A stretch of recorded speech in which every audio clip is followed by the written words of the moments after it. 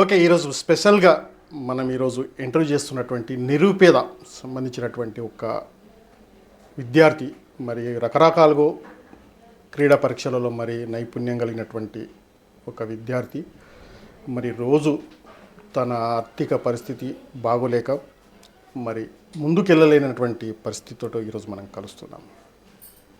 ఏం పేరమ్మా నీ పేరు? విజయలక్ష్మి. విజయలక్ష్మి, ఏం చదువుకుంటున్నావు? Degree sir. డిగ్రీ పూర్తయిందా? లేదు, డిస్కంటిన్యూ చేసి. డిస్కంటిన్యూ. ఎందుకు ఎందుకు డిగ్రీ ఎందుకు ఆపేసారు? ప్రాబ్లమ్స్ వల్ల ఆపేసిన సార్. ఏం ప్రాబ్లమ్స్ అంటారు? ప్రాబ్లమ్స్ ఏంటి అంటే అక్కడ మీకు చదువు మీకు అర్థం కాకనా, లేకపోతే ఫైనాన్షియల్గానా, లేకపోతే బ్యాక్గ్రౌండ్ ఫైనాన్షియల్గా? ఏం చేస్తాడు మీ డాడీ మీ మమ్మీ? ఫార్మర్. అంటే వ్యవసాయం చేస్తారా లేకపోతే నిత్యం కూలీ వేసుగా? వ్యవసాయం చేస్తారు. భూమి ఉందా? ఎంత ఉంది? 2 ఎకరాలు ఉంది. 2 ఎకరాలు. 2 ఎకరాలు. ఏంది నీ గోల్ ఏంది? ఐపీఎస్. ఐపీఎస్ చేయాలంటే చాలా కఠినంగా చదవాలి. చదువుతున్నారా మరి? చదువుతా సార్. చదువుతారా? ఇప్పుడు మీరు నివసించే స్థలం వేరు, మీరు అమ్మ నాయన దగ్గర లేరు, మీరు ఒక మీ గురువు దగ్గర ఉన్నారు. ఇది మనం గతంలో చూసుకుంటే కూడా కొన్ని చరిత్రలు ఉన్నాయి. అటువంటి చరిత్ర ఈ రోజుతో మనం కలుస్తూ ఉన్నాం. ఎట్లా మీరు ఇప్పుడు మీరు ఈ పొజిషన్ 4 ఫ్యామిలీకి సంబంధించింది, తర్వాత మీరు పొజిషన్ పెరిగేటువంటి స్థలం ఎట్లా అనిపిస్తుంది? మీకు బాధ అనిపిస్తుందా లేకపోతే హ్యాపీగా ఉందా? ఒక దిక్కు నుంచి హ్యాపీగా ఉంది, ఒక దిక్కు నుంచి బాధగా ఉంది సార్. బాధ ఏముంది? మా అమ్మని చూస్తే నాకు ఇంప్రెషన్ మా అమ్మ ఇంకెవరు లేరు. తను 5 మంది పిల్లల్ని కానీ కూడా ఏమీ చదువులేదు. మా అమ్మకు చదువు లేకున్నా ఎంత ధైర్యంగా ఒక్కతే ముందుకు సాగిస్తుంది. మా అమ్మే నాకు ఆ ఇంప్రెషన్. ఏం లేని పరిస్థితిలో నా పిల్లలు నాలా కాకూడదు అనేసి ఊరు నుంచి, మాది పల్లెటూరు, మేము ఎస్టీ బంజారాస్, పల్లెటూరు నుంచి తెచ్చి ఇక్కడ చదివిస్తుందంటే మళ్ళీ ఏ చదువు లేదు. ఇక్కడ చేసేది కూలీ, ఊర్లో ఉంటే వ్యవసాయం, కూలీ చేసి మాకు పోషిస్తుంది. ఆ పరిస్థితి రావద్దనేసి అందరికీ చదివిస్తుంది. మీరు 4 అక్కజెళ్ళండు. మీరు ఎన్నో అమ్మాయి? ఫస్ట్. మీ చెల్లెళ్ళు ఏం చదువుతున్నారు? పోతున్నారా? స్కూల్కి వెళ్తున్నారా? తమ్ముడు 10th, ఇంటర్ ఒక అమ్మాయి, డిగ్రీ ఒక అమ్మాయి, 9th ఒక అమ్మాయి, 5 మొత్తం. ఏముంది మరి ఇప్పుడు మీరు ఐపీఎస్ చదవాలి, తర్వాత ఉన్నత శిఖరాలకు ఎగరాలని మీరు టార్గెట్ బాగా చేస్తూ ఉన్నారు. ఆశయాన్ని నెరవేర్చాలంటే హార్డ్ వర్క్ చేయాల్సిందే. చేస్తా సార్, హార్డ్ వర్క్. ఓకే, ఇప్పుడు ఏమేమి మీకు నైపుణ్యం గల కళలు ఏమేమి ఉన్నాయి మీ దగ్గర? అంటే ఏ పనినైనా కానీ తొందరగా క్యాచ్ చేసుకోగలుగుతాను. చూడంగానే చేస్తారా? క్యాచ్ చేసుకుంటాను. మీకు ఏమేమి ఐడియా వస్తుంది? ఏమేమి వర్క్లు ఉన్నాయి మీ మైండ్ సెటప్లో? అంటే ఉత్తగా ఉన్నప్పుడు కూలికి వెళ్తాము అమ్మతో పాటు. అట్లా కూలికి వెళ్ళడానికి ఎలాంటి అంటే మేము ఇట్లా అనుకోము, ఏ లోపల లేకుండా వెళ్తాము. అట్లా కరోనా టైంలో వెళ్ళినాము, కూలికి వెళ్ళినాము. వెళ్తే 1 year చేసినామడ. అట్లా మేస్త్రి పని మా అమ్మతో పాటు వెళ్ళినాము, అది వచ్చేసింది అంతే. మేస్త్రి పని బాగా చేస్తారా? వస్తుంది. అంటే ఎట్లా మీరు మేస్త్రి పని చేయాలంటే మీరు మేస్త్రి కిందికి పనికి పోతారా లేకపోతే ప్రత్యేకంగా మీరు ఏదన్నా దాన్ని కాంట్రాక్ట్ బేసిక్ తీసుకుంటారా? కాంట్రాక్ట్ ఏం లేదు, కూలీకి పోతాం అంతే. డైలీ వారీస్ కూలీ చేస్తారు? వర్క్ లేనప్పుడు వెళ్తాం. అంటే మీ అమ్మకు తోడుగానా లేకపోతే? అమ్మకు తోడుగానే. లేకపోతే మీది ఫైనాన్షియల్గా 4 ఫ్యామిలీ కాబట్టి చేసేదాకా తప్పది అనే విషయంలో వెళ్తారా లేకపోతే ఏదో ఆ రకంగా కూడా అనుకోవచ్చు, ఒక రకంగా చూస్తే ఏ రకంగా. ఒకదానికైతే మా అమ్మ చాలా గొప్పది. ఎట్లా అంటారు? ఎట్లా అంటే ఏ విద్య లేకున్నా కానీ ఇంత పెద్ద సిటీలో వచ్చి 5 మందిని పోషించడం అంటే చిన్న మాట కాదు కదా. నా పరిస్థితి ఎవరికి రావద్దనేసి మా అమ్మ అంత చేస్తున్నప్పుడు ఆమెతో పాటు ఒక చేయి కలిపితేనే కదా ముందుకెళ్తాం. మరి ఇప్పుడు కరాటా, తర్వాత మీకు దుబాయ్కి ఆఫర్ రావడం, చాలా మీరు చేసినటువంటి కఠోరమైన శిక్షణ తరగతులు అయితే నేర్చుకున్నారు బాగానే. అలాగే మా మాస్టర్ కూడా, మా అమ్మ ఎట్లా అయితే ఆలోచిస్తుందో మా మాస్టర్ కూడా అట్లనే ఆలోచిస్తారు. ఒక బిడ్డగా చూస్తారు మా మాస్టర్ కానీ, మాస్టర్ వాళ్ళ వైఫ్ మేడం కానీ. సొంత కూతురులాగానే చూసుకుంటాను నన్ను. ఉమ్. మాస్టర్ వాళ్ళ ఇంట్లో కూడా ఉన్నాను నేను. అంటే ఇప్పుడు మాస్టర్ గారి దగ్గరికి మీరు వచ్చారు, మీరు నేర్చుకోవాలంటే ఎంతో కొంత ఖర్చు అయితే అవసరం పడుతుంది. అవసరం ఎట్లా అన్నీ మీరు- మాస్టర్ పెట్టారు నాకు. ఆ.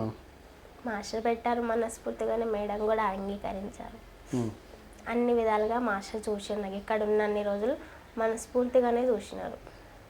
ఓకే, ఇప్పుడు మీరు విజయాలు సాధించాలంటే మీరు చేస్తున్నది ప్రాక్టికల్గా మనకు కనిపిస్తున్నాం. అంటే ఈ థాట్ ఎందుకు వచ్చింది మీకు? నేను ఈ స్థాయికి ఎదగాలి, నేను ఐపీఎస్ కావాలి, తర్వాత నేను మేస్త్రి పని కూడా నేర్చుకోవాలి అంటే ఏది చూసినా మీరు అట్రాక్ట్ అవుతారు అప్పుడే పని విషయంలో. అంటే ఎందుకు ఇవన్నీ బేసికల్గా అవసరం ఏముంది? నాలాంటి వాళ్ళు చాలా ఉన్నారు సార్. నేనంటే నాకంటే ఘోరంగా ఉన్నారు. మనకు 4 మెతుకులలో వాళ్ళకు కూడా వెళ్ళాలి కదా. నా ఉద్దేశం ఏంటంటే నేను మంచిగా చదువుకొని నాలాంటి వాళ్ళని 10 మందిని బాగుపరచాలి.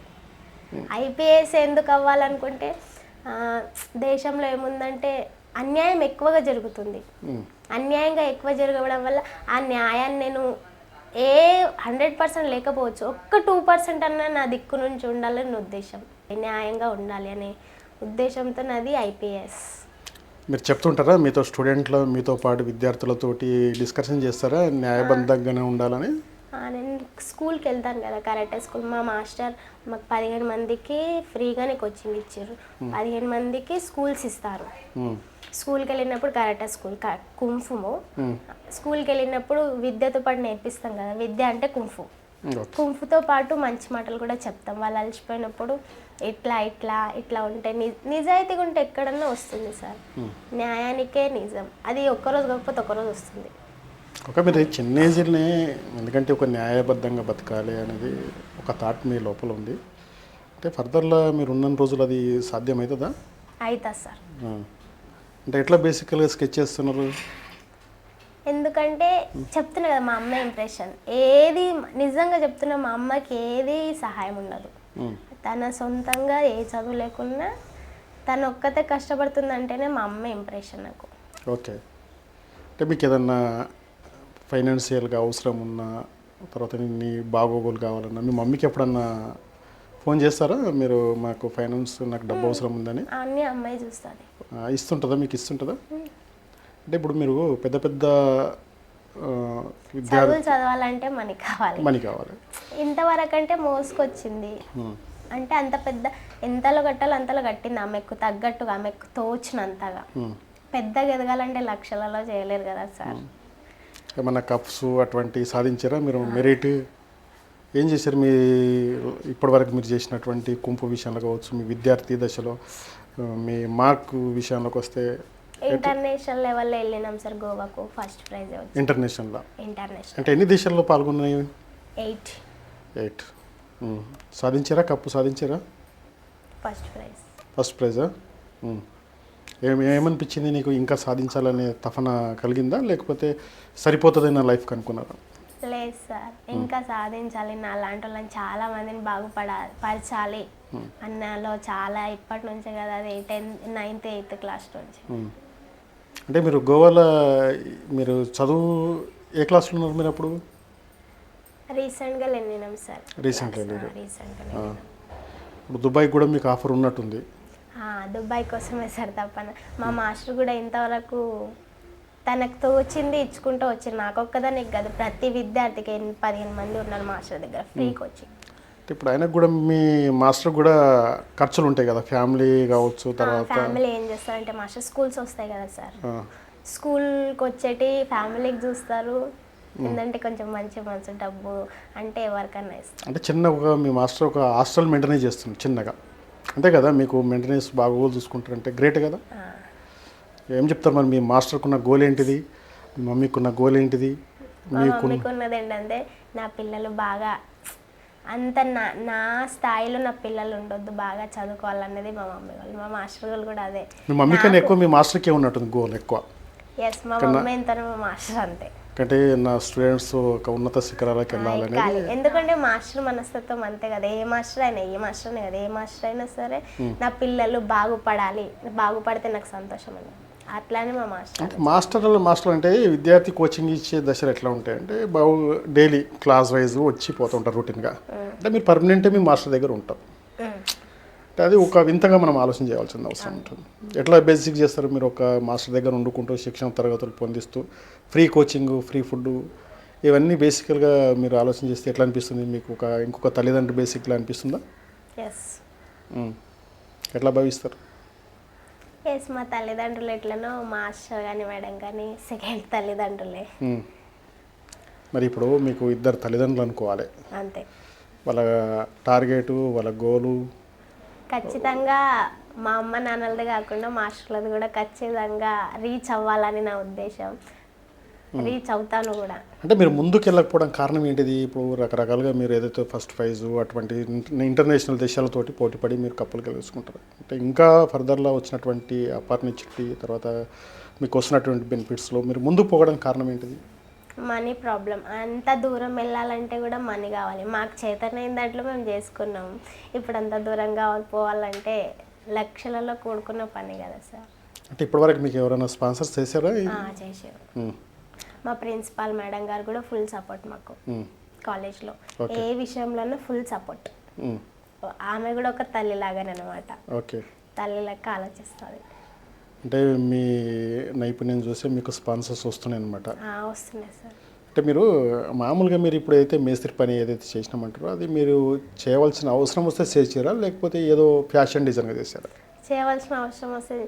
కరోనా లాక్డౌన్ వచ్చింది కదా సార్, అప్పుడు నాకే కాదు ప్రతి జీవికి ఎంత కష్టమైంది కరోనాలో. అప్పుడు ఏ బయటికి పోని అవసరం వచ్చింది. ఏ లాక్డౌన్ అంటే లాక్డౌన్ లెక్కనే ఎక్కడ పోవాల్సి. అప్పుడు తెలిసిన వాళ్ళు ఉండే మా మమ్మీకి, మేము వెళ్ళినాము. కరోనా కదా, చేసిన దాకా ఉంటుందా కాబట్టి వెళ్ళినాక అట్లా చేస్తూ ఉంటే వచ్చేసి. అంటే మీరు అదే డిజిగ్నేషన్లో మీరు ఒక మేస్త్రి కింద పనిచేయాలనే ఆలోచన రాకుండా మళ్ళీ ఒకటి కుంఫు, తర్వాత విద్యార్థి దశ, ఇవన్నీ ఇదొక పార్ట్ ఈ పోటీ ప్రపంచంలో. అంటే నేను ఈ పోటీ ప్రపంచంలో నేను బతకాలి, నేను ఎదగాలనుకుంటే ఫైనాన్షియల్గా నేను ఒక బేసిక్ ఉండాలనేది థాట్ మీకు రాలేదా? ఎస్, వచ్చింది కాబట్టి సార్ ఈ రూట్లో అది ఎన్ని రోజులు కూలీ చేసిన అన్ని రోజులే సార్. బలం ఉన్నంత కండబలం ఉన్నంతసేపే. ఇది నాలేస్తో నలుగురిని బాగుపడిస్తే ఇది చేస్తే ఒకరమే తింటాం ఫ్యామిలీ వరకు అంతే. కానీ నలుగురికి పెట్టలేను కదా నేను. కాబట్టి నేను నలుగురికి పెట్టాలంటే నా చదువు ఉండాలి, చదువుతో పాటు అన్నీ ఉండాలి అనే ఆలోచన. ఏమి వస్తే మీకు నైపుణ్యటువంటి కళలు ఏంటి? అదే మేస్త్రి పని చేయగలుగుతాను సార్. ఏదైనా కొత్తగా ఆర్ట్ వేయగలుగుతాను. ఆర్టిస్ట్ వస్తాయా? వస్తుంది. అంటే ఎట్లా మీరు ఆర్ట్ చేస్తారు? ఇప్పుడు మామూలుగా మనిషిని చూసి చేస్తారా, లేకపోతే ఫోటోని చూసి చేస్తారా? ఫోటోని చూసి, మనిషిని చూసి అంత ప్రాక్టీస్ చేయలేదు. ఫోటోని చూసి వేయగలుగుతాను. ఓకే. దానిలో ఏమన్నా వచ్చినాయా మీకు? అవార్డులు వచ్చినాయా? లేదు, నేను అంతవరకు పోలేదు. నార్మల్గా ఇంట్లోనే వేసుకుంటాను. ఇంట్లో ఏదైనా కొత్తగా క్రియేటివిటీ చేయమని చేస్తాను. అంటే ఎటువంటి క్రియేటివిటీ? పేపర్స్తో కానీ ఏదైనా వేస్ట్ ప్లాస్టిక్తో కానీ ఫ్లవర్స్ అలాంటివి వేస్ట్ దాంతో చేస్తాం. ఇంకేమేమి చేస్తారు? అంటే మొత్తం మీద వేస్ట్ పదార్థాలతోటి ఒక నైపుణ్యం చేసి దానికి ఒక కళ చేస్తారు. చూడదగ్గలిసినట్టు ఒక కళ చేస్తారు. Okay, good. అది బాగుంది. కుకింగ్ కానీ ఇంటి పనులన్నీ వచ్చా? ఇంటి పనులన్నీ వచ్చి చేయగలుగుతారా? ఎస్, అన్నీ. ఓకే. ఇప్పుడు మనకి ఆఫర్ ఏముంది అంటే మీరు కరెక్టా? ఇప్పుడు బ్లాక్ బెల్టా? Black belt. కష్టమైందా బ్లాక్ బెల్ట్ వరకు రావడానికి? చాలా కష్టమైందా? కష్టం అనేది అన్నిటికి ఉంటుంది సార్. దాన్ని తట్టుకొని వస్తేనే కష్టానికి విలువ ఉంటుంది. కష్టం అనుకుంటే ఆడనే ఉంటాం. ఇప్పుడు ఆడపిల్లలు ఒక రకంగా ఆలోచన చేస్తారు, తర్వాత మగపిల్లలు ఒక రకంగా ఆలోచన చేస్తారు. అంటే మీకు బయట ప్రపంచంలో మీకు మీ అమ్మ నాన్న కావచ్చు, మీకు ఉన్నటువంటి గురువు కావచ్చు, ఒక ఫ్రీడమ్గా వదిలేస్తారు. ఏంటంటే అప్పట్లో ఇప్పుడు అంతా లేదు. ఆడపిల్లని బయటికి వదిలొద్దు అనే ఉద్దేశం అయితే ఉంటుంది. ఎందుకంటే మా అమ్మ పడిన కష్టం పడొద్దని మాకు బయటికి వదులుతుంది. ప్రతి దాంట్లో వదులుతుంది. అవును. ఇప్పుడు మీకు బయటకు వదిలేశారు, ఫ్రీడమ్గా ఒక మగపిల్ల టైప్లో మీకు వదిలేశారు మొత్తానికైతే ఫ్రీగా. అంటే సాధించవో సెకండరీ. 24/7 మీరు కష్టపడతా తప్ప ఐఏఎస్ గోల్ నెరవేర్చని పరిస్థితి. ఐపీఎస్ నెరవేరాలని కోరిక సార్. ఖచ్చితంగా చదువుకుంటాను. చదువుకోవాలి. ఎస్, ఖచ్చితంగా చదువుకొని నేను ఏ స్థానంలో ఉన్నా నా లాంటి వాళ్ళకి పై తేవాలి, అదే నా గోలు. ఎట్లా ఏ ఫైనాన్స్? స్థానం అంటే మంచి స్థానంలోనే ఉంటాను, నా లాంటి వాళ్ళని పైకి తేవాలి. నా లాంటి కాకపోతే ఇంకా చాలా ఉన్నారు, వాళ్ళను నాలుగు బుక్కెడు బువ్వ కోసం ఎవరు ఆలోచించారు. గౌరవం అంతే, ఆ గౌరవాన్ని కాపాడాలని ఉద్దేశం అంతే. కలలు కంటారా మీరు పండుకుంటప్పుడే, తర్వాత మీరు పని చేస్తుంటప్పుడే, లేకపోతే మీరు ప్రాక్టీస్ చేస్తున్న సమయంలో మీ గోల్ అనేది మీ మైండ్లో ఎప్పుడు థింకింగ్ చేస్తుంటుందా? ఎస్. కష్టం వచ్చినా నష్టం వచ్చినా, ఎక్కువ కష్టం వస్తే ఇదేం పని, చదువుకుంటే ఎంత బాగుంటుంది, నలుగురికి పెట్టొచ్చు అనే ఆలోచన అయితే వస్తుంది. ఇప్పుడు మీరు ఇంతవరదాకా వచ్చారు, బ్లాక్ బెల్ట్ వచ్చారు, మీరు 14 దేశాలతో పోటీ పడే స్థాయికి కూడా వచ్చారు. అంటే ఈ లైఫ్ మీద మీకు ఎప్పుడు విరక్తి చెందలేదా?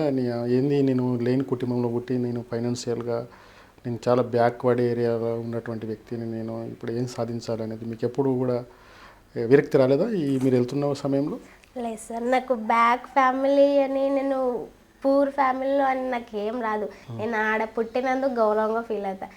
బ్యాక్ ఫ్యామిలీలో పుడితే ఏముంది, పెద్ద స్థానానికి వెళ్ళొచ్చు కదా, ఆడ పుట్టినంత మాత్రం నాడు ఉండలేం కదా. నాకు పూర్ ఫ్యామిలీ అని ఏ రోజు రాలేదు.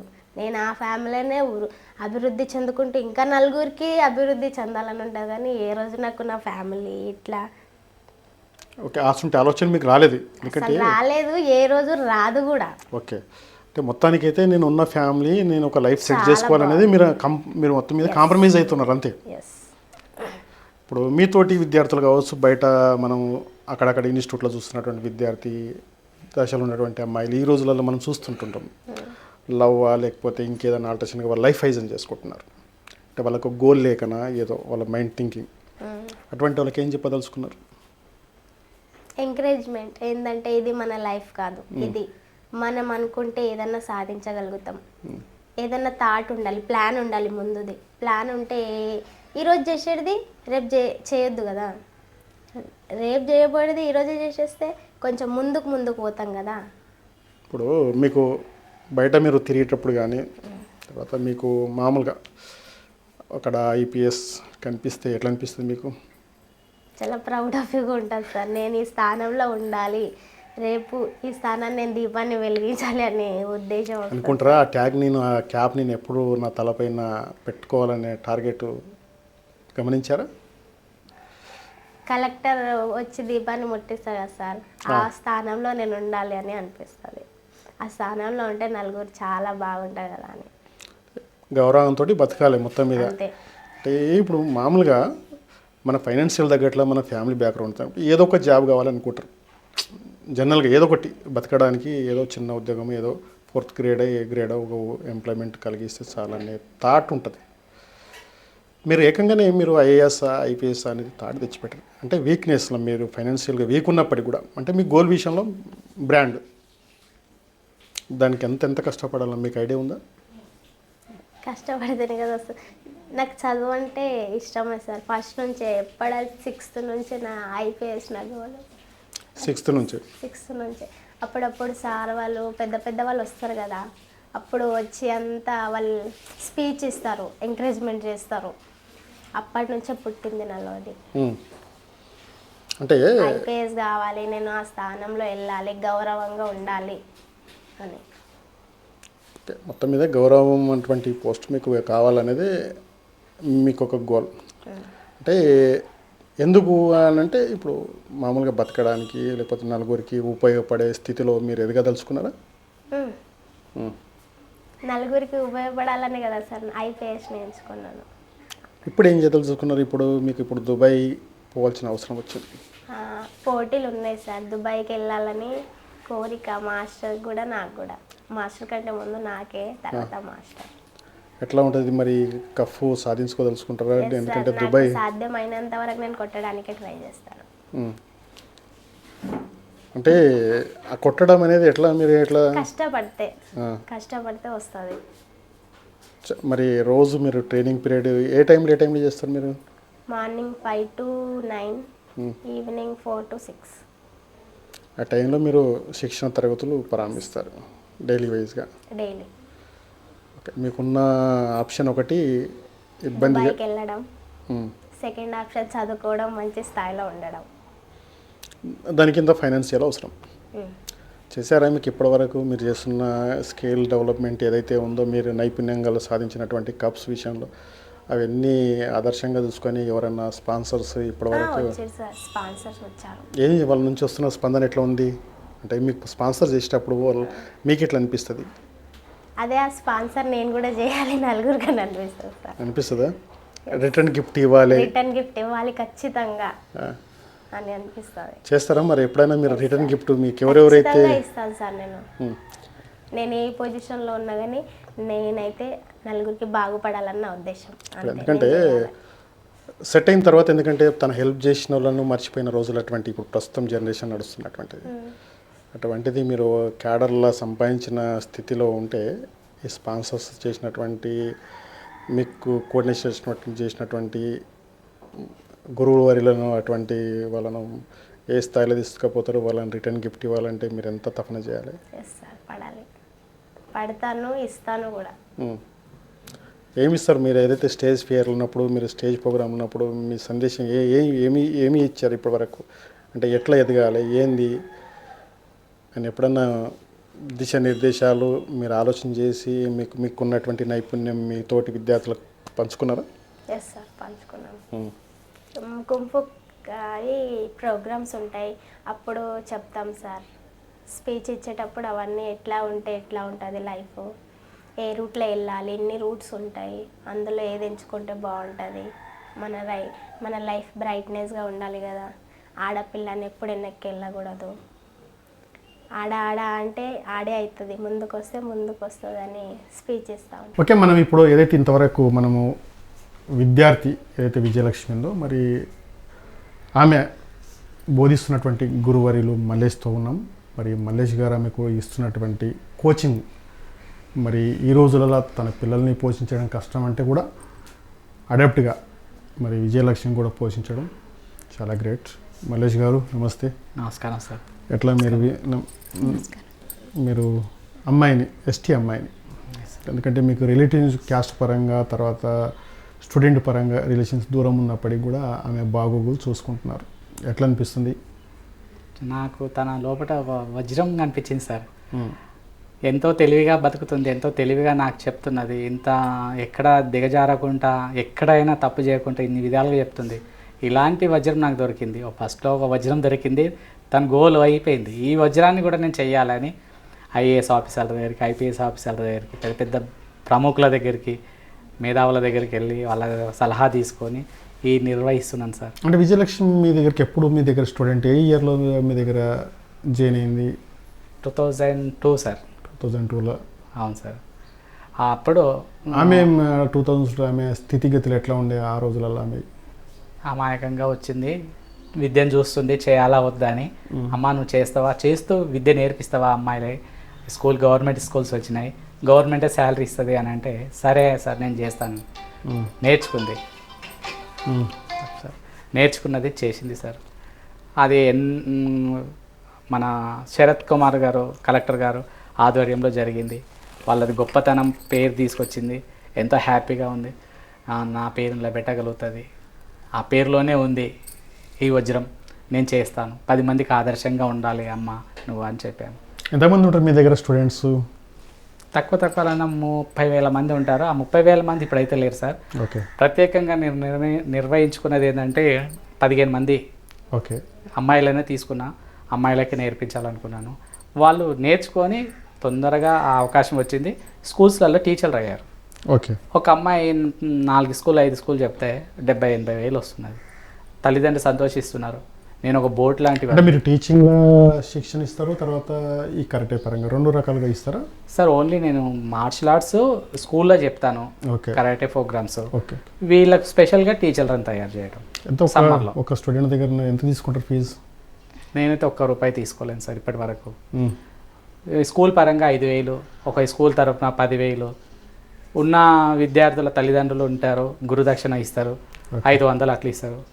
అట్లా చేసుకుంటూ వెళ్ళాను. అందరు గొప్ప స్థానంలో ఉన్నారు సార్.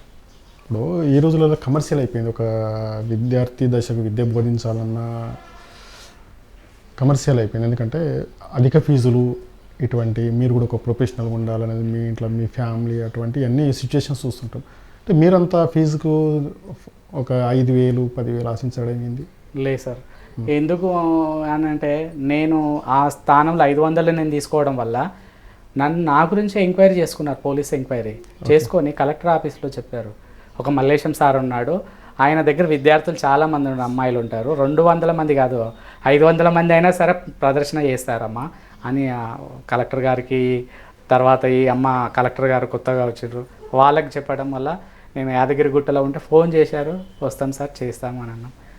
ఆ అమ్మాయి ముఖ్య అతిథిగా విజయలక్ష్మి చేసింది ఆ ప్రోగ్రామ్ మొత్తం ఆర్గనైజింగ్. ఓకే. నేను చెప్పిన మాట విన్నారు కాబట్టి ఆ పిల్లలందరూ తల్లిదండ్రులు ముందుకు వచ్చారు సార్. ఎంతమంది మీ దగ్గర శిక్షణ తరగతులు తీసుకున్నారు? ఎంతమంది ఐఆర్లో ఉన్నారు ఈ విజయలక్ష్మితో పాటు కాకుండా ఇంకా మిగతా స్టూడెంట్లలో? రాజు ఉన్నాడు సార్, పోచయ్య ఉన్నాడు, అమ్మాయిలు తారా ఉంది, చాలామంది అమ్మాయిలు ఉన్నారు సార్. అందరూ సాఫ్ట్వేర్ ఇంజనీర్సు, మళ్ళీ పోలీసు, పైలట్ ఆఫీసర్సు, పోలీస్ డిపార్ట్మెంట్లో ఎక్కువగా ఉన్నారు సార్, రెవెన్యూ డిపార్ట్మెంట్లో ఉన్నారు, అన్ని డిపార్ట్మెంట్లో ఉన్నారు. ఇక పోలీస్ శాఖ అంటే మీరు చేస్తున్నటువంటి శిక్షణ తరగతులు కూడా పోలీస్కి సంబంధించినవి కదా? అవును సార్. కొంచెం సెలెక్ట్ అనేది తొందరగా ఉంటుందేమో. అవును సార్. కానీ ఐఏఎస్ కావాలని అలా కోరిక, వాళ్ళ స్టడీ ఏమో తక్కువ ఉన్నది, అదే సంతోషంతో వెళ్తున్నారు. మహాత్మా జ్యోతిబాబు పులే స్కూల్స్ ఉంటాయి, ఆ సమ్మర్ క్యాంపు స్పెషల్ స్టూడెంట్స్ని తీసుకొస్తారు. 5 జిల్లాలు 10 జిల్లాలు. ఈ అమ్మాయిలు నేర్చుకున్న అమ్మాయిలు 10 జిల్లాలకు చెప్పి తక్కువ టైంలో 25 రోజులలో కోచింగ్ ఇచ్చి అవార్డులు అందుకుంటున్నారు. ఈ జీవితంలో అంతకన్నా ఏం లేదు సార్. డబ్బు లేకపోవచ్చు, గొప్ప పేరు ఉంది, ఆ పేరు వల్ల 2 ముద్దల అన్నం దొరుకుతుంది. నా పిల్లలు ఆరోగ్యంగా ఉన్నారు, నా భార్య ఆరోగ్యంగా ఉంది, నా పిల్లలు విద్యార్థులు ఆరోగ్యంగా ఉన్నారు. అన్నీ ఉండిన తర్వాత కూడా కొన్ని ప్రాబ్లమ్స్ వస్తాయి సార్ అనారోగ్యంగా. ఆ దేవుడికి అది ఇవ్వద్దు అనుకున్నాను. నా తల్లిదండ్రి ఆశీర్వాదం ఉంది. మొత్తం మీద మనకు ఆస్తి అంతస్తులు అవసరం లేకున్నా బాడీ పరంగా దేవుడు అదొకటి ఇస్తే బాగుంటుంది. అంతే సార్.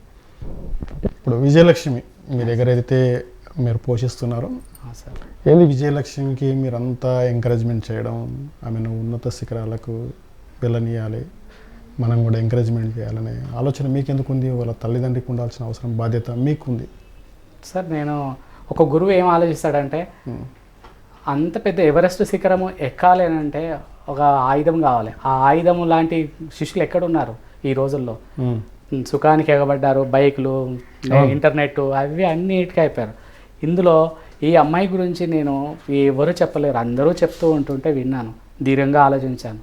అమ్మ, ఈ వజ్రం ఉంది, ఈ వజ్రాన్ని మట్టిలో మాణిక్యం లాగా ఉంది కాబట్టి నేను తీర్చిదిద్దాలి. నాకన్నా వయసులో చిన్నది, అలిగినా, కోపపడ్డా, ఏది చేసినా, ఎన్ని ఇబ్బందులు పెట్టినా తన నైపుణ్యాన్ని నేను తెలుసుకొని ఇవన్నీ నేను చేస్తున్నాను. అమ్మగారికి మాట ఇచ్చిన, నాన్నగారికి మాట ఇచ్చిన, అమ్మ నేను నా వంతు నేను నా ధర్మం చేస్తాను, నాకు అప్పగించండి అంటే చేతులు ఎత్తి నమస్కారం పెట్టి అప్పగించారు. ఆ నమ్మకం ఉంది. ఆ నమ్మకం ఒమ్ము చేయకూడదు. ఐఏఎస్ ఆఫీసర్ల ముందట కూడా నేను శివకుమార్ గౌడ్ సార్ కావచ్చు, ఇంకెవరైనా కావచ్చు, అందరి ముందట నేను గొప్ప పేరు తెచ్చుకోవాలని ఆశిస్తున్నాను సార్. విజయలక్ష్మి లోపల ఏం పరిజ్ఞానం కనిపించారు? ఏం కనిపించింది? ఆమె దగ్గర ఉన్నటువంటి జ్ఞానం ఏం మీరు పరిగణించారు? 3 సంవత్సరాల కోర్సు, సాఫ్ట్వేర్ కావచ్చు, మార్షల్ ఆర్ట్స్ కావచ్చు, ఇంకా 10 సంవత్సరాల మేస్త్రి పని చేసే వాళ్ళు, 10 సంవత్సరాలు చేసేవాళ్ళు కూడా ఇంత తక్కువ టైంలో ఇవన్నీ ఎట్లా నేర్చుకుంది ఈ అమ్మాయి అంటే, వాళ్ళ అమ్మ కడుపులో పుట్టింది, ఆ దేవుడు అలా పుట్టించాడు, ఆ అమ్మాయి అలా పుట్టింది, అలాంటి అమ్మాయి నాకు దేవుడు ఇచ్చాడు అని నేను ఇలా తీసుకున్నాను. ఇవన్నీ కనిపించాయి సార్ తక్కువ టైంలో.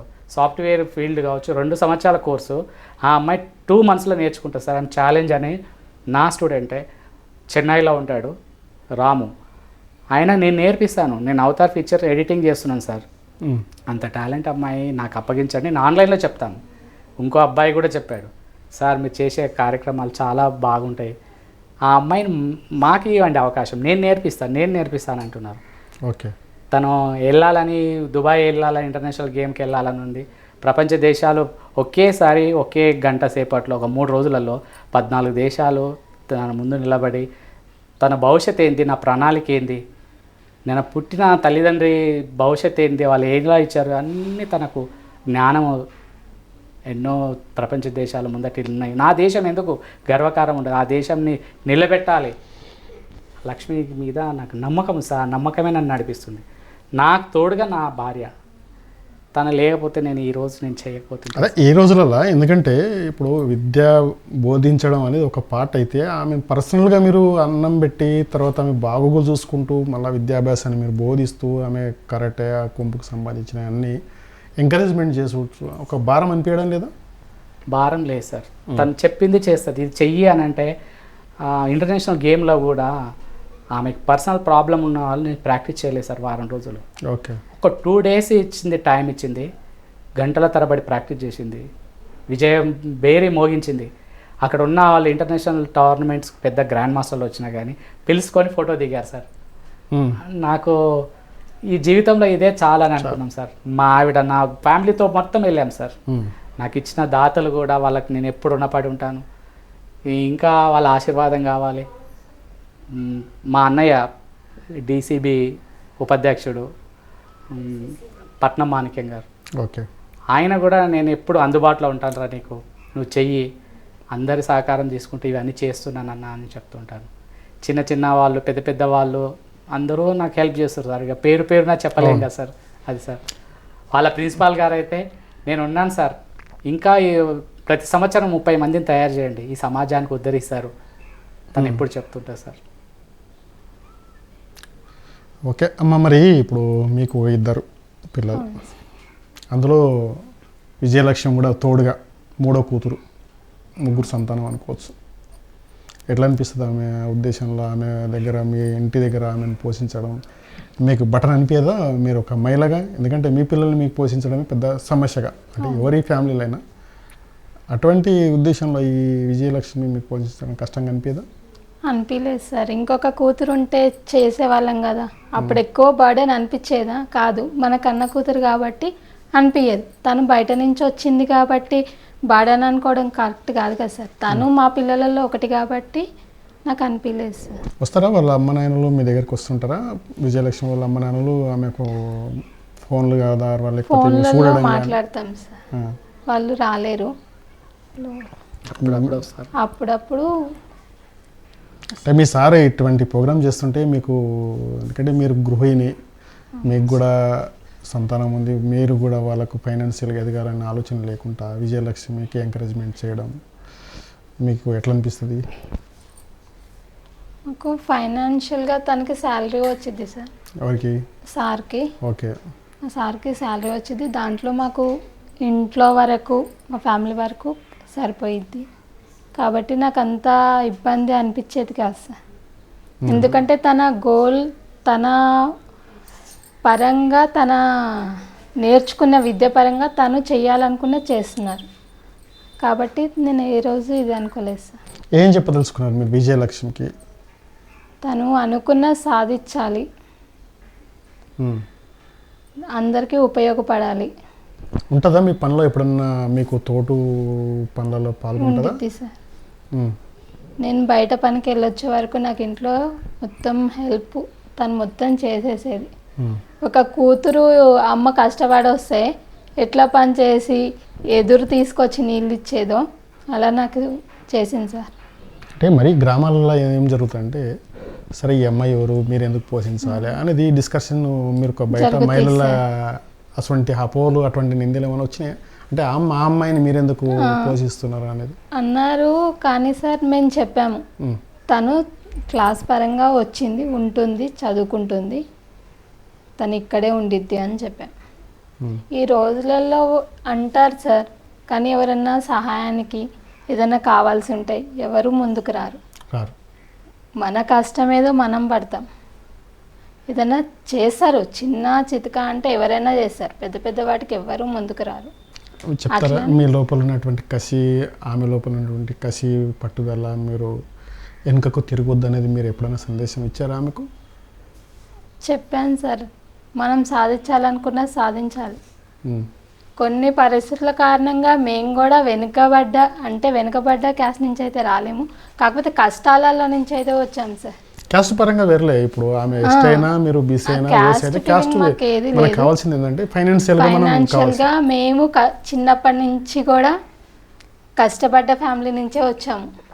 ప్రస్తుతానికి ఇప్పటికి కూడా మా అమ్మ వాళ్ళ ఫ్యామిలీలో అలానే ఉంది. ఓకే, మా ఫ్యామిలీలో అంటే జాబ్ చేస్తున్నారు సారు, నేనేదో చిన్న పనులు చేసుకుంటా నేను ఇంట్లో ఉంటాను.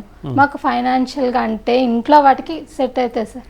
బయటకి ఇంత పెద్ద అమౌంట్ అంటే స్పాన్సర్స్ తరపున సార్ వాళ్ళు ప్రోగ్రామ్స్ చేస్తారు కాబట్టి అంత ఇబ్బంది అనిపించలేదు మాకు. ఇప్పుడు ఆమె విజయాలు ఏదైతే విజయలక్ష్మి చేస్తున్నటువంటి కృషి కావచ్చు, ఆమె పట్టుదల కావచ్చు, వాటిని చూస్తుంటే మీరు ఏమనిపించేది? ఒక కన్న తల్లి కన్నా ఎక్కువ మీరు ఒక గురువారి వాళ్ళ భార్య తరఫు నుంచి ఏం చెప్పదలుచుకున్నారు? కష్టపడిద్ది సార్, చాలా కష్టపడిద్ది. ఆ కష్టానికి తగ్గిన ఫలితం దేవుడు తనకి తప్పకుండా ఇస్తాడు సార్. అంటే వాళ్ళ ఫ్యామిలీ ఏదైనా రీచ్ ఉంటే ఇటువంటి సిచ్యువేషన్ ఎవరికి ఎదురు కాకూడదు అనేది మనం మొక్కోవాల్సిన బాధ్యత. అవును సార్. అటువంటి ఎప్పుడన్నా విజయలక్ష్మితో పంచుకున్నారా? పంచుకుంటాం సార్, ఎందుకంటే వాళ్ళ ఫ్యామిలీ పరంగా తనకు బ్యాక్గ్రౌండ్ లేదు కానీ తను ఇప్పుడు వెనుకబడిపోయింది. లేకపోతే తను కొంచెం కాకపోతే కొంచెంలో స్టడీలో కానీ ఏదన్నా సపోర్టు వాళ్ళ తరపు నుంచి వచ్చినట్టయితే తను ఇక్కడ దాకా రాకపోయేది కదా సార్. కాబట్టి తన లైఫ్ ఏంటంటే తను మంచి సెట్ అయితే ఒక నలుగురికి దారి చూపించిద్ది. ఇప్పుడు మేము అనుకున్నాము, మేము చదువుకోవాలి చెయ్యాలి అన్నీ అనుకున్నాం, కానీ కొన్ని విషయాలలో కాంప్రమైజ్ అవ్వాల్సి వచ్చింది. కానీ అలాంటిది వేరే అమ్మాయి చేస్తుంది చెయ్యాలనుకుంటుంది అన్నప్పుడు సపోర్ట్ ఇవ్వడం అయితే మహిళగా ఒక ఆడదానిగా కంపల్సరీగా సార్. అందుకే నేను తనని ఇక్కడ ఉండడానికి ఒప్పుకున్నాం. ప్రతి ఫ్యామిలీలో ఇంకో పర్సన్ ఇన్వాల్వ్ ఏంటంటే కొంచెం డిస్కషన్ చేయవలసినటువంటి మ్యాటర్. అవును సార్. అటువంటి సమస్యల దృష్టికి మీరు ఎప్పుడు మీ సార్తో గొడవ చేయలేరా? గొడవలు అంటే అవుతాయి సార్, ఇంకా అమ్మాయి విషయం అనే ఉండదు. కాకపోతే ఫ్యామిలీ పరంగా అయితే చిన్నవి అవుతానే మీ పర్సనల్ ఇప్పుడు ఫ్యామిలీ పరంగా జరిగేటి ప్రతి ఇంట్లో రొటేషన్ ఉండేటి వేరు. ఇప్పుడు ఇంకో అన్నోన్ పర్సన్ వచ్చి మీ ఫ్యామిలీలో తినడము, ఇక్కడ నుంచి విద్యాభ్యాసానికి వెళ్ళడము రావడము, ఏదో విజయాలు సాధించి ఇక్కడ రావడము, అటువంటి సిచ్యువేషన్లో మీరు మీ సార్కి ఎప్పుడన్నా ఈ పర్సన్ మనకెందుకు అనేది ఎప్పుడన్నా మీకు బాధ కలిగించలేదా? రాలేదు సార్, ఎందుకంటే తను నా కూతురే అనుకున్నా. ఇంకో కూతురు ఉంటే నేను గొడవ చేసేదాన్ని కాదు కదా సార్. ఆ అమ్మాయి మా కూతురే అనుకున్నాం కాబట్టి ఎలాంటి రాలేదు. చెప్తారా మీరే మీ పనిలో సగభాగం నాకు సర్వీస్ చేస్తుంది అని మీరు ఎప్పుడైనా ఊహించుకుంటున్నారా? లేకపోతే చెప్తుంది సార్, నాకు చేసింది హెల్ప్. ఏం చేసింది మీ ఫ్యామిలీకి సంబంధించినటువంటి విషయం? మాకు ఇల్లు ఇంత మంచిగా అవ్వడానికంటే తనే కారణం సార్. 3 years మొత్తం మట్టి గోడలలో 3 years 4 years మేము ఇందులోనే ఇంత మంచిగా లేదు సార్. అప్పుడు ఇల్లు తనే కట్టిందా, తను కట్టించిందా లేకపోతే? తను కట్టలేదు, సిమెంట్ మొత్తము ప్లాస్టింగ్ సెల్ఫ్లు గోడలు అవన్నీ పెట్టింది. పెయింట్ సున్నం అన్నీ వాళ్ళే వేశారు. వాళ్ళ అక్క చెల్లెలు తను కలిపి అందరు కలిపి పెయింట్ వేసి ఇల్లు మంచిగా చేసి ఇచ్చారు. నాకు బయటికి వెళ్ళొచ్చే వరకు హెల్ప్ చేసిద్ది. మిషన్ కుడుతుంటే నేను కుడతా మేడం, ఎప్పటికీ మీరు చేస్తూనే ఉంటారు పని, ఎందుకు చేస్తారు? వద్దు నేను చేస్తాను, మీరు కాసేపు రెస్ట్ తీసుకోండి. మీరు వెళ్ళినరా ఎప్పుడన్నా వాళ్ళ ఫ్యామిలీ దగ్గరికి, వాళ్ళ అమ్మ నాన్న దగ్గరికి వెళ్ళిరా? ఎట్లా ఉంటాయి వాళ్ళ సిచ్యువేషన్లో, ఎట్లా ఉన్నాయి అక్కడ ఉన్న వాళ్ళ ఫ్యామిలీ బ్యాక్గ్రౌండ్ ఏంది?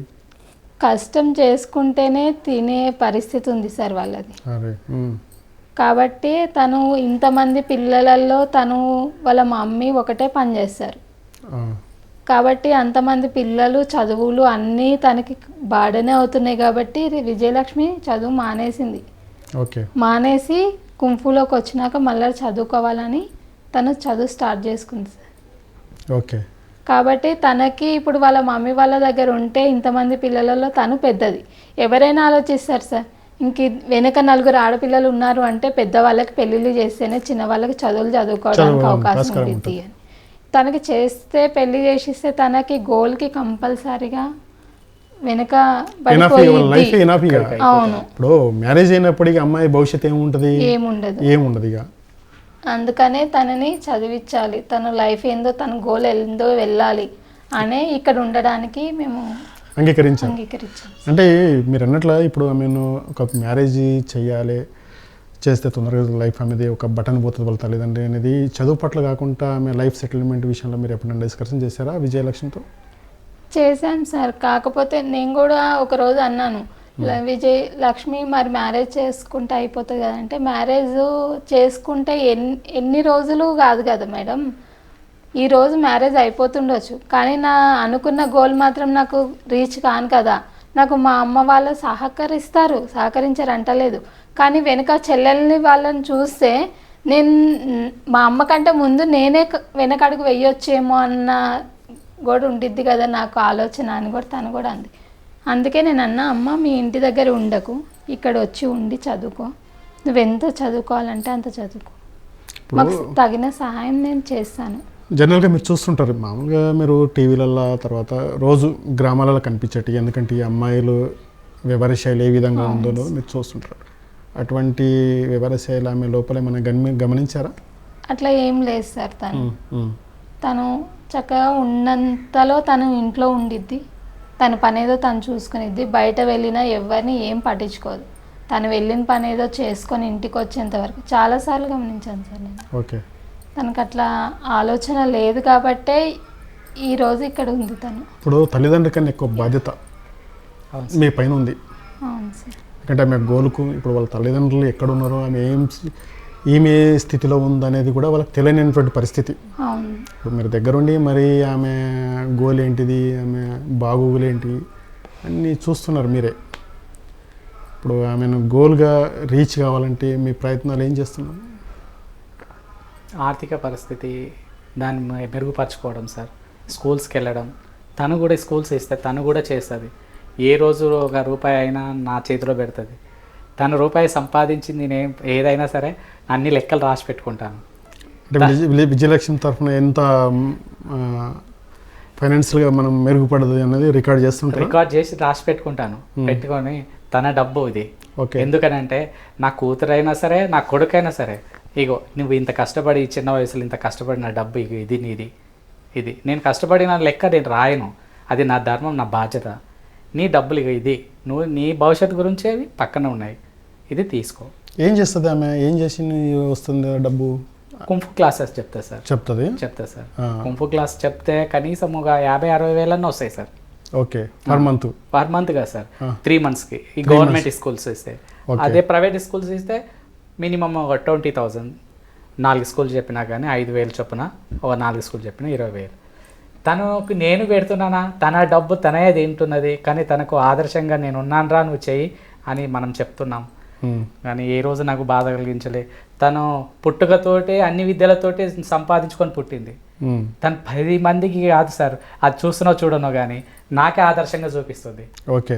అది నా జీవితంలో అలాంటి విజయలక్ష్మి నాకు దొరకడం నా ధర్మం. మంది అని పరాయి అని ఎంతమంది ఏం చెప్పినా సమాధానం నేను చెప్పుకున్నాను సార్. నా అమ్మాయి నా ఇంట్లో మనిషి చాలు, ఇది నాకు దేవుడిచ్చిన వరం. ఓకే. రేపు భవిష్యత్తులో కూడా వాళ్ళ అమ్మగారికి, అమ్మ నీ చేతిలో నాకు పెట్టిన నీ చేతిలో ఇది పెడుతున్నాను అమ్మ నువ్వు చెయ్యి, నా వంతు ఇంకా ముందు ఏమైనా నాకు చేతనైతే నేను చేయిస్తాను. ఇక పెళ్లి విషయాలన్నీ మర్చిపోయి మొత్తానికైతే ఆమెను గోల్ రీచ్ చేయాలనేది మీ ఫ్యామిలీకి ఉన్నటువంటి ఒక తపన. అంతే సార్. నా జీవితంలో ఈ గొప్ప అవకాశం ఇచ్చారు. రేపు ఎంతోమంది ఈ నా ప్రోగ్రాం చూస్తున్న ప్రజలకి, పెద్దలకి, అందరికీ, చిన్నలకి, అమ్మలకి నేను ఇలాంటి కార్యక్రమాన్ని చూస్తే ఏదైనా ఆర్థికంగా నాకు సహాయం చేస్తే మీ ఛానల్ వాళ్ళకి కూడా అందరికీ ధన్యవాదాలు. జీవితాంతం రుణపడి ఉంటా, ఎప్పుడూ మర్చిపోము. ఎందుకు జీవితంలో అంటే నాకు మొదటి స్టెప్ ఇంతమంది నాకు సహకారం చేశారు. నేను 10 స్టెప్పులు ఎక్కుతాను. మంచిదానానికి మంచి వాళ్ళే ఉంటారు అని నేను కోరుకుంటున్నాను సార్. అంటే ఇప్పుడు మీరు ఎంతమంది స్టూడెంట్లను తయారు చేశారు, ఎంతోమంది లైఫ్ సెటిల్ చేశారు, అందులో భాగంగా విజయలక్ష్మి. అవును సార్. ఇప్పుడు మీ పోయిన స్టూడెంట్లను ఏమైనా కంపేర్ చేస్తే ఏమైనా ఏ విధంగా చూడొచ్చు? తను కలెక్టర్ కావాలి, ఎందుకంటే హైట్ లేదు. ఐపీఎస్ అంటే హైట్ కావాలంటారు. అంటే ఐఆర్ఓలకు హైట్ ఈ రిజర్వేషన్లు అనేటివి ఉండే కదా? నాకు అది తెలియదు సార్. తను చదవాలని ఉంది. నాకు ఐపీఎస్ ఆఫీసర్లు చాలామంది, ఒక 2-3 మేమున్నాము, తనకు కావాల్సిన మెటీరియల్ ఇస్తాము, అన్నీ చేస్తామని శివకుమార్ గౌడ్ సార్ అన్నాడు, Chanchalguda superintendent police officer. Okay. Material ఇస్తాము, చదివిపి, మేమందరం ఉన్నాం, బాగా చదవండి అమ్మ. తను ఏంటంటే సార్ నాకు ఒక విచిత్రమైన వింతగా కనిపిస్తుంది సార్. 1 సంవత్సరం కోర్సు 2 నెలల్లో కంప్లీట్ చేస్తుందంటే ఇంత మల్టీ టాలెంట్ ఈ అమ్మాయిలో ఉండడం నా అదృష్టం, తన అదృష్టం అనుకుంటా సార్. నా చేతిలోకి వచ్చిన తర్వాత నా అదృష్టంగా భావిస్తున్నాను సార్. రీచ్ అవుతుంది సార్. ఎంత 10/10 సార్ 10th క్లాస్లో.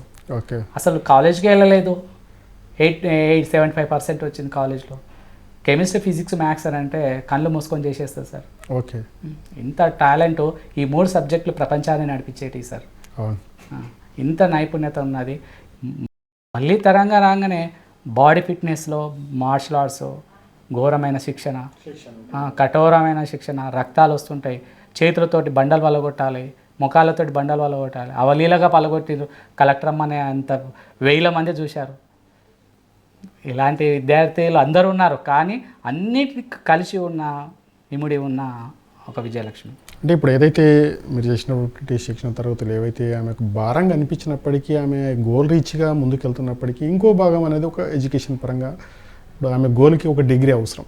అవును సార్. డిగ్రీ ఆమె స్టాఫ్ అయింది. ఆమెను ఎట్లా మూమెంట్ చేపిస్తారు మరి?